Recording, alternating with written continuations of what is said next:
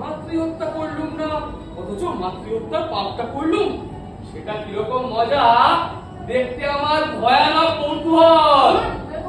কিচ্ছু না ভাই সুভদ্র, তুই কি দেখলি বলতো? না না সুভদ্র, এই তুই চুপ কর তো। আচ্ছা একটু খুব অল্প একটু বল ভাই। হ্যাঁ বল। আমি দেখলুম সেখানে পাহাড়, গাছে কাক দিয়ে দেখা যাচ্ছিল, ধান চাষ করা সাদা মাটা, অথচ সুন্দর সুন্দর বাড়ি, ধান কাটা হয়ে গেছে, ফাঁকা মাঠে গরু চড়ছে। আর কি দেখলি? আর দেখলুম পাহাড়ের ঢালে মন্দির, সেখানে মনস্কামনার জন্য ভক্তরা ঢিল বাজছে। আর কি দেখলি? আর দেখলুম মন্দিরের গা বেয়ে রক্ত ঝরে পড়ছে। না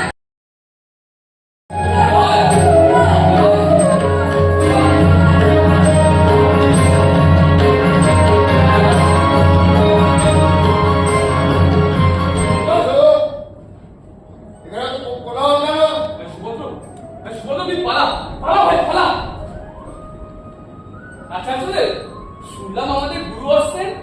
হ্যাঁ, কিন্তু তোমার কাছে কোনো উৎসাহ কারণ নেই। আমাদের তো গুরুর দরকার বেশি, আমার যে কিছুই শেখা হয়নি। আরে ঠিক আছে পালা বলছি, কথায় মশাইয়ের কাছ থেকে একটু বড় মাত্র তথ্য শুনছি, এখন একদম বিরক্ত করিস নে। পালা, একেবারে ছুটতে পালা বলছি। সুভদ্র, কি বলবে শিখবে বলে না। আমি ভয়ানক পাপ করেছি। বাপ আরে পণ্ডিত কি না না পাপ করেছি বা একবার ছুটটা ওকে কেন মিস করে হ্যাঁ চলো তুমি এসো এসো আর রক্ষে নেই পাপের গন্ধ পেলে পুরো মাছির মতো হ্যাঁ ছুটে বলো কি বলছিলে আমি পাপ করেছি। পাপ করেছো আচ্ছা বেশ বসো শোনা যাক তাহলে হ্যাঁ বলো আমি আমাদের আয়তনের উত্তর হ্যাঁ উত্তর দিকে তুমি আগ কেটেছো কি না না আম কাটিনি, আমি উত্তর দিকে ও যাব।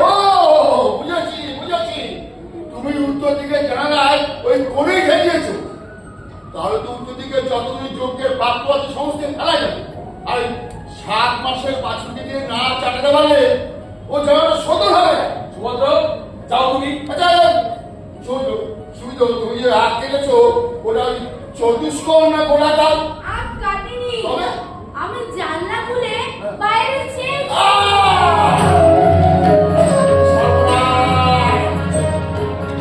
কি করেছিস কে? আর 335 বছরের জানালা কেউ খোলেনি তুই জানিস? আমার কি হবে? আমি জানি না, আমি জানি না।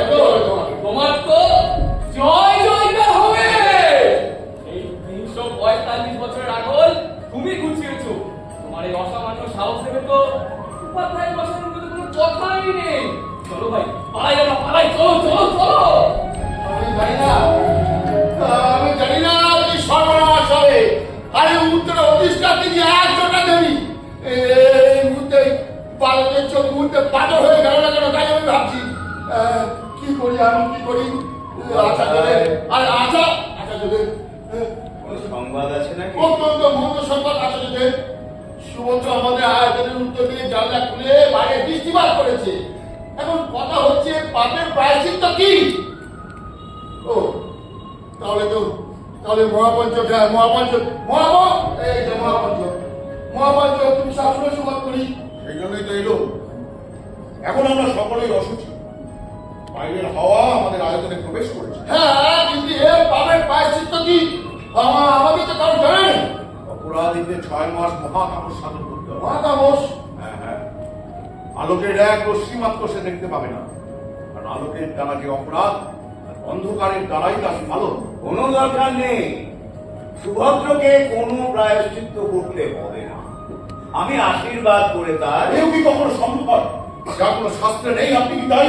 না হতে দেব না। যদি কোনো অপরাধ ঘটে থাকে সে আমার তোমাকে কোনো ভয় নেই। এরকম দুর্বলতা তো আগে করে দেখিনি এই তো সেবা এই অষ্টাদী সতীর উপবাসে তৃতীয় রাত্রে যখন বালক কুশলশীল জল জল করে প্রাণত্যাগ করবে কিন্তু তবু তার মুখে এক কিন্তু জল দেওয়া গেল না তখন তো আমি নিরবছে তখন তো আপনি বলেছে তুচ্ছ মানুষের প্রাণ আজ আছে কাল নেই কিন্তু সনাতন ধর্ম তো ছিল কালে ওর কোনো ভয় নেই ভাই কোনো ভয় নেই চল চল ভাই চল চল এই শিশুটিকে অভয় দাও প্রভু আচার্যদেব, আমার কি হবে? কোনো পাপ করেনি। পাপ করেছে ওরা যারা 1000 বছর ধরে বিনা অপরাধে মুখ বিকৃত করে তোমাদের ভয় দেয়। পাপ তো ওদের। আচ্ছা চল চল এসো।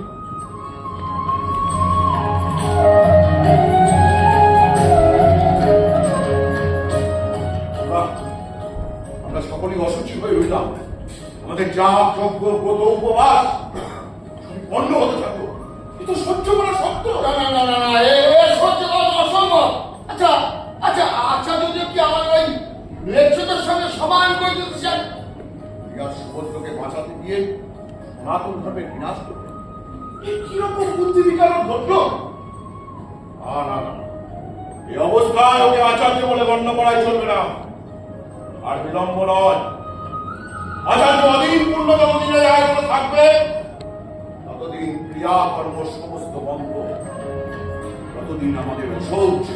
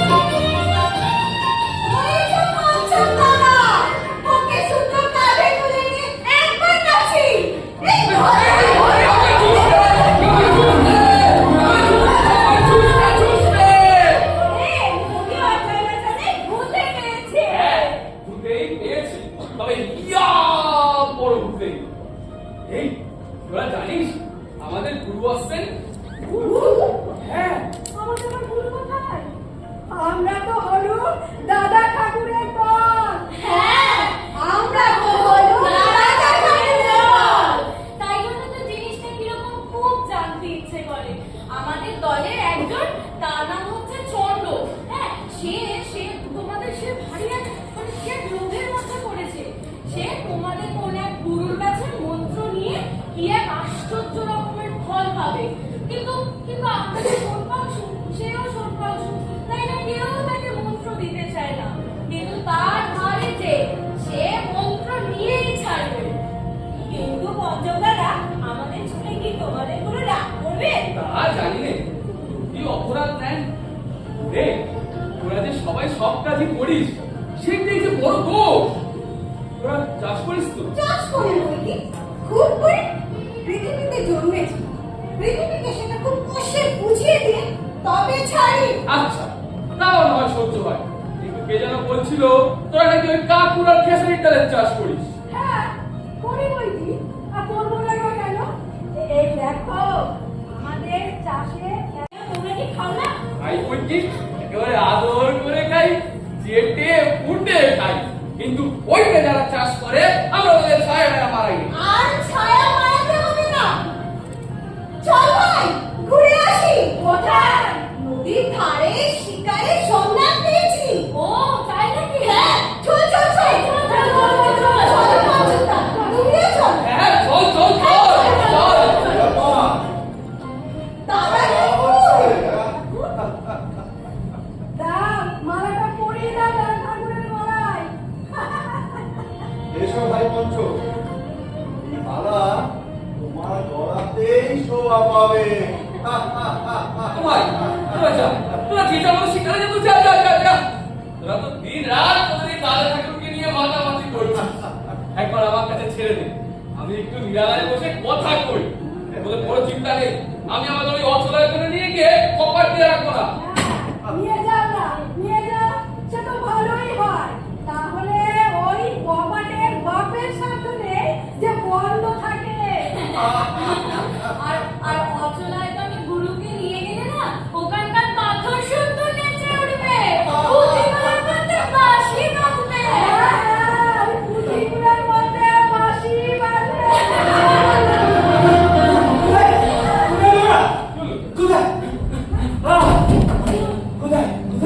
কি রে? তো কানুন করে ছুটে এলি? চন্দনকে ওরা মেরে ফেলেছে। তুমি কতদিন রাজা? আমাদের রাজা? কেন? মারতে গেল কেন?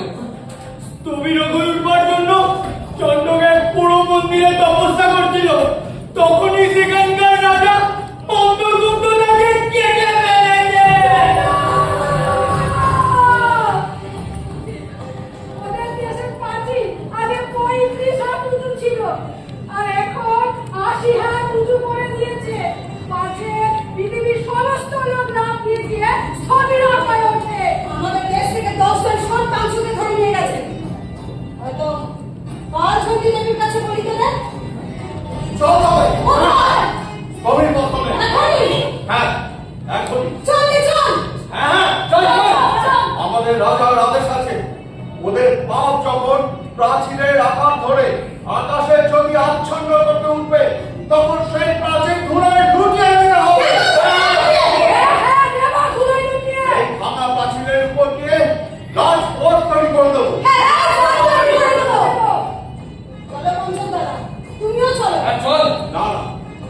অন্তঃক্ষণ যাও ভাই, তুমি অচরাচরে ফিরে যাও, যখন সময় হবে তখন দেখা হবে। কি জানি ঠাকুর, যদিও আমি কোনো কর্মেরই না, তবু ইচ্ছে করছে তোমাদের সঙ্গে ছুটে বেরিয়ে পড়ি। না পঞ্চম, তোমার গুরু আসবে, তুমি অপেক্ষা করো। আরে তবে যাত্রা করি।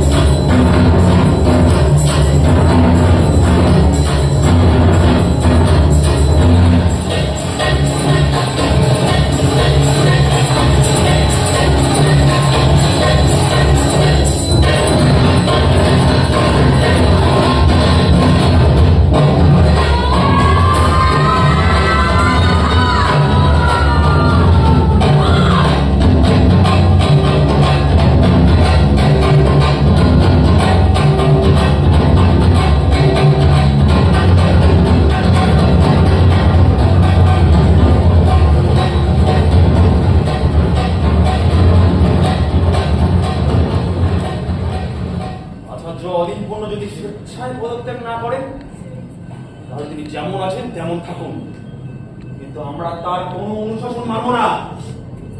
আমি তো তোমাদের বলে রেখেছি, এখন আশ্রমে যা কিছু কাজ হচ্ছে সব নিষ্ফল হচ্ছে। শুধু নিষ্ফল হচ্ছে তা নয়, আমাদের অপরাধ কমে চলে উঠেছে। করা যায় না। তাকে না হয় হ্যাঁ হ্যাঁ হ্যাঁ আপনি বলেন না কি করতে হবে? তাকে সংযত করে রাখতে হবে। এমন করে এমন করে আবার কি? মস্ত হস্তিকে যেমন করে সংযত করতে হয় আমাদের আচার্যদেরকে কি তাহলে হ্যাঁ হ্যাঁ বন্ধ করে রাখতে হবে। কি হলো? চুপ করে রইলে যে পারবে না? কেন পারবো না? আপনি যদি আদেশ করেন তারপরে এই, রাজা আসছেন যে হ্যাঁ হ্যাঁ তাই তো। এই যে আমাদের রাজা অন্তর্ভুক্ত।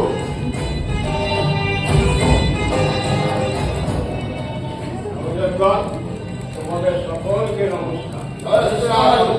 সত্য তন্ত্রমন্ত্র সংবাদ প্রত্যন্ত দেশে ছুটে এসে খবর ছিল যে দাদা ঠাকুরের দল এসে নাকি আমাদের রাজ্য সীমার কাছে ভাঙতে শুরু করেছে।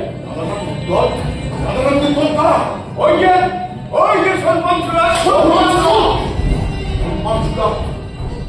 যদি আমাদের প্রাচীন আগে তাহলে সমস্ত ধন্যবাদ করে দেবে। এই জন্যই তো ছুটে এলো তোমাদের কাছে। আমার প্রশ্নই যে নিশ্চয়ই তোমাদের মন্তব্যের অসুস্থ হচ্ছে, ক্রিয়া পদ্ধতিতে স্মরণ করছে, নইলে এটা আমাদের স্বপ্নের অতীত। আপনি সত্যই অনুমান করেছেন মহারাজ। একজনের বেশি শব্দ আর ব্যর্থ হতে পারে না। 100টাতে বিশ্বাস হ্যাঁ সর্বনাশ।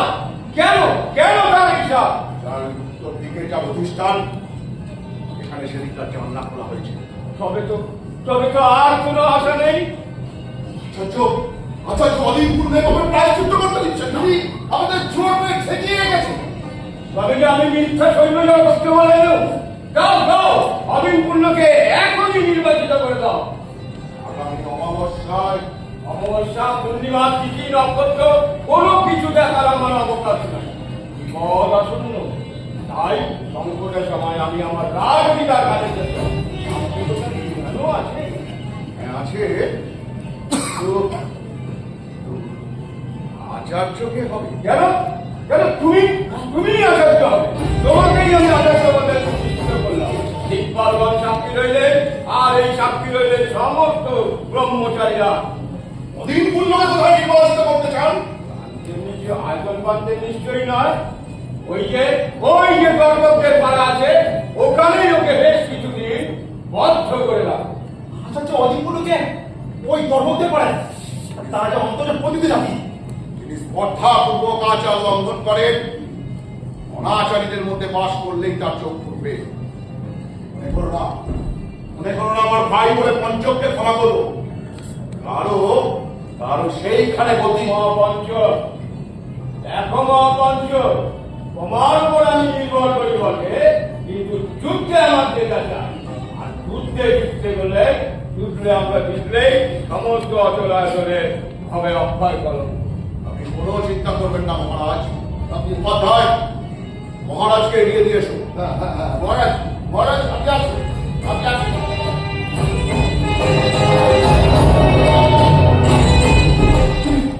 তুমি যে বললে কোনো ভয় নেই, কিন্তু কিন্তু এই মাত্র খবর এলো যে শত্রু সৈন্য অচল আয়োজনের প্রাচীর ফুটো করে দিয়ে এসেছে। আর হ্যাঁ, তাছাড়া আজই তো আমাদের গুরু আসার কথা। হ্যাঁ, তার জন্য সমস্ত আয়োজন ঠিক করা আছে। কেবল যে ছেলের মা বাবা ভাই বোন এবং স্বামী করেনি এমন নভেম্বরের সন্তান তো খুঁজে পাওয়া গেল না। দাঁড়িয়ে দাঁড়িয়ে মহারক্ষাকে করবে ঠিক করতে পারছি না। কিন্তু কিন্তু দাঁড়িয়ে দাঁড়িয়ে মহারক্ষাকে করবে, এখন তো লক্ষ্য সম্পর্ক ছেলে জোগাড় করতে পারলে না। কি হলো, কত দূর কি এসে বলা যে, আরে দাঁড়িয়ে দাঁড়িয়ে এখনো তো সাপ পাইবে না। আরে কি হবে এখন আমাদের? ধরো, এই ধরো ওকে, ধরো মহাপঞ্চকে, ধরো ধরো, বাঁধো ওকে, বাঁধো। তোমার টিভির কাছে আমি তোমার করি দেবো। চলো চলো। এমন নিষ্পাপ বলি তিনি আর পাবেন কোথায়? এই চল চল চল চল চল চল। কি রে? তোর সব নৃত্য করছিস? দেখতে পাচ্ছ না আকাশটা যেন ঘরের মধ্যে দৌড়ে এসেছে, মনে হচ্ছে ছুটি, আজ আমাদের ছুটি। এই চল চল চল চল চল চল।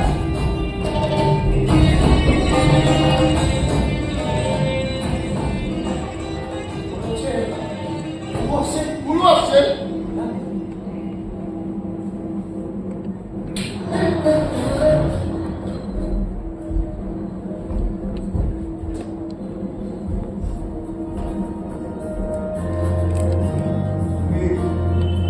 তুমি আমাদের গুরু। হ্যাঁ, তুমি আমাকে চিনবে না, কিন্তু আমি তোমাদের গুরু। তুমি আমাদের গুরু। তাহলে তাহলে সমস্ত নিয়ম লঙ্ঘন করে এ কোন পথ দিয়ে তুমি এলে? তোমাকে কে মানবে? জানি মানবে না, কিন্তু আমি তোমাদের গুরু। তুমি আমাদের গুরু। তাহলে তাহলে এই শত্রু বেশে কেন? এই তো আমার গুরুর বেশ। তুমি যে লড়াই আমার সঙ্গে করবে, সেই লড়াই আমার গুরুর প্রার্থনা। তুমি আমাদের প্রাচীর ফেলে দিয়ে কেন? তুমি তোমার গুরুর প্রবেশের কোনো পথ রাখনি। অস্ত্র হাতে করে এসেছো বলে ভেবেছো আমি তোমাকে আঘাত করতে পারি না? আঘাত করতে পারো, কিন্তু আহত করতে পারবে। আমি যে তোমার গুরু, আমার হাতে কোনো অস্ত্র নেই বলে মনে করেছো তুমি তোমার উপর আঘাত করতে পারবো না? তুমি আঘাত করতে পারো, আহত করতে তোমার তোমার তোমার পেছনে এই অস্ত্রধারী কারা? হ্যাঁ, আমরা সব পাচ্ছি। কর্মকাণ্ডহীন লেচ্ছ দল। আমি এই আয়োজনের আচার্য। আমি তোমাকে আদেশ করছি, এই লেচ্ছ দলকে এক্ষুনি বাইর করে নিয়ে যাও।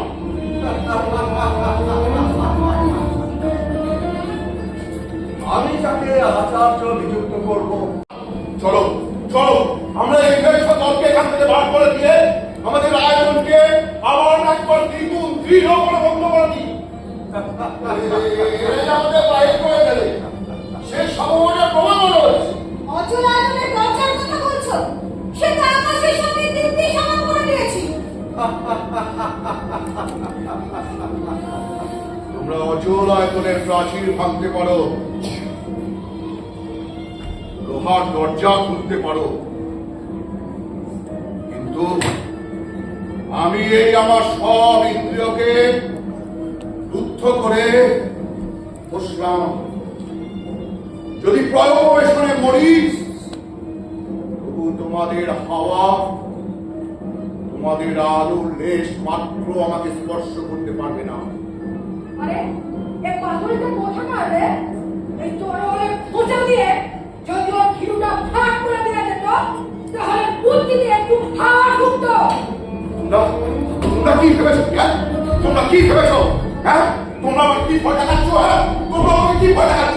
হ্যাঁ, তোমরা আমাকে দুজন আমাকে তোমরা মেরে ফেলতে পারো, আর বেশি ক্ষমতা তোমাদের নেই, তোমাদের কারণ নেই। উপাধ্যায় চলো।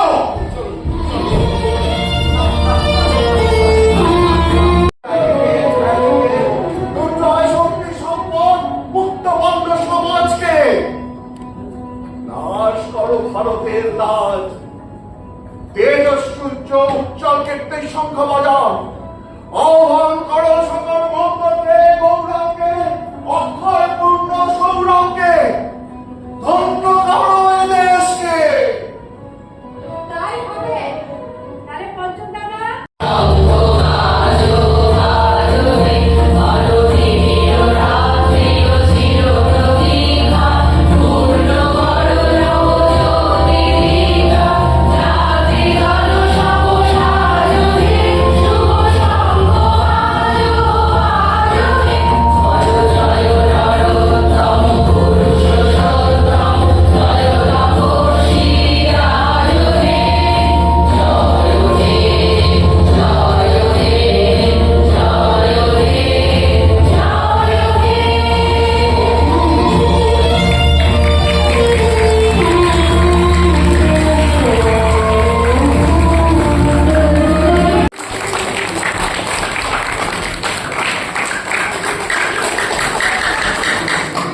আমি আমাদের পরিচালক ডাক্তার টনি খন্দকারকে স্টেজ আসতে অনুরোধ করছি।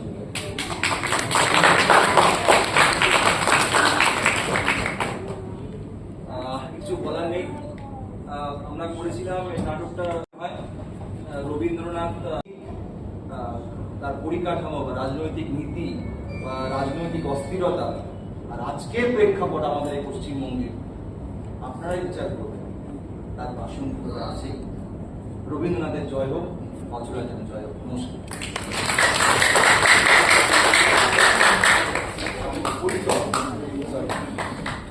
নমস্কার, রাজদীপ সাহা।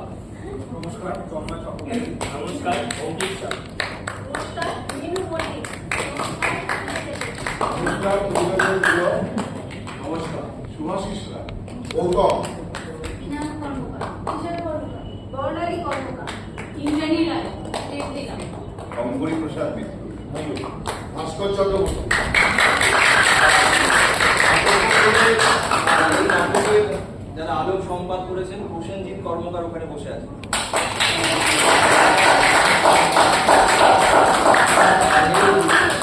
এই নাটকের চরিত্র যিনি শিক্ষক